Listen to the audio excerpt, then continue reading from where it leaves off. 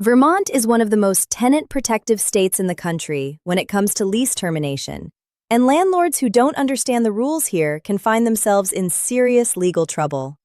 The governing law is found in Vermont Statutes Title 9, Chapter 137, the Residential Rental Agreements Act, along with the state's ejectment procedures. The first thing Vermont landlords need to know is that the state has enacted just cause eviction protections. Under Vermont law, landlords cannot simply terminate a tenancy without a legally recognized reason. This applies to both fixed-term leases and month-to-month arrangements, making Vermont fundamentally different from states where a landlord can end a month-to-month tenancy with a simple 30-day no-cause notice. For month-to-month tenancies, Vermont generally requires 60 days written notice if the landlord is terminating without fault on the tenant's part. And even then, the termination must be for a legitimate purpose, such as the landlord's intent to sell the property, move in a family member, or take the unit off the rental market. 60 days is one of the longest no-fault termination periods in the nation and gives tenants substantial time to find alternative housing. For tenants, the notice requirement to terminate a month-to-month tenancy is one full rental period, typically 30 days if rent is paid monthly. Tenants have more flexibility to end a tenancy without stating a reason than landlords do. For fixed-term leases, the lease expires at the end of the agreed term. However, Vermont law requires landlords to provide written notice at least 60 days before the end of the lease if they do not intend to renew. If the landlord fails to provide this notice, the tenancy automatically converts to a month-to-month arrangement with all the protections that come with it.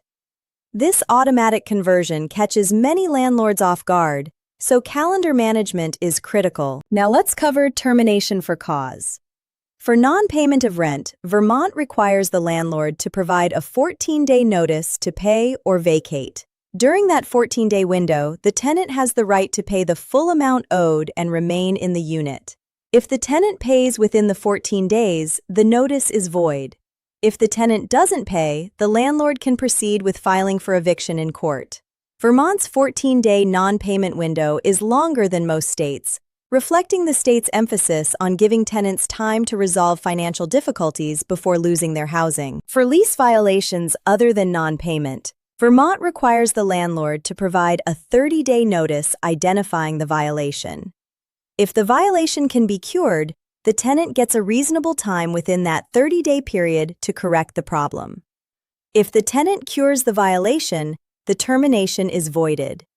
If the tenant doesn't cure, the landlord can proceed with eviction after the 30 days expire. For repeated violations of the same type, Vermont allows the landlord to issue a subsequent notice without providing another opportunity to cure, but only after the tenant has already been given a chance to fix the same issue and either failed to do so or cured it and then repeated the behavior. For serious violations, including criminal activity on the premises, drug-related offenses, or conduct that poses a clear and immediate threat to the health or safety of other residents, Vermont allows the landlord to pursue expedited proceedings. The landlord can seek an emergency court order to remove the tenant when the situation involves an imminent danger. Vermont has strong protections for tenants facing domestic violence, sexual assault, or stalking. Under Vermont law, a tenant who is a victim of these crimes can terminate the lease early by providing written notice along with documentation such as a court-issued protective order, a signed statement from a qualified professional, or a police report. The tenant must provide at least 30 days' notice, and the landlord cannot charge an early termination fee, penalize the tenant, or report the early termination as negative rental history. Vermont also provides early termination rights for tenants who need to enter a care facility due to health reasons. Elderly tenants and tenants with disabilities who need to relocate to assisted living, a nursing facility, or similar care arrangement can terminate with proper notice. Active duty military members are covered by the Service Members Civil Relief Act, with the standard 30-day notice following deployment or permanent change of station orders. Vermont's eviction process goes through the Superior Court and requires strict compliance with procedural requirements. The landlord must file a complaint and serve it on the tenant through proper legal channels. The tenant then has the right to appear and contest the eviction. Vermont courts are known for carefully scrutinizing eviction proceedings to ensure that landlords have followed every required step, and any procedural defect can result in dismissal. One important aspect of Vermont's framework is the right to cure in eviction proceedings.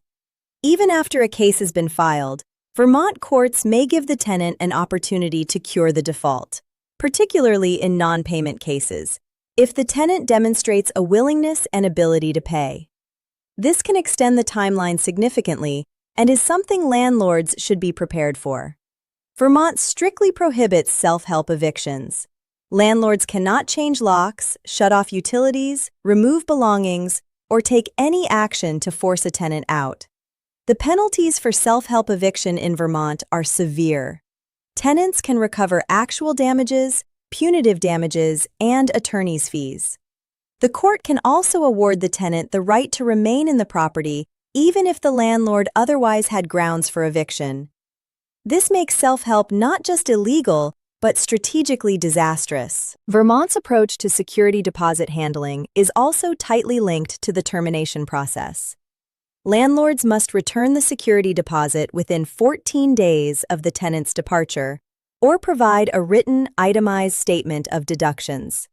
Failure to comply within the 14-day window can result in the landlord being liable for double the amount wrongfully withheld. One more practical consideration.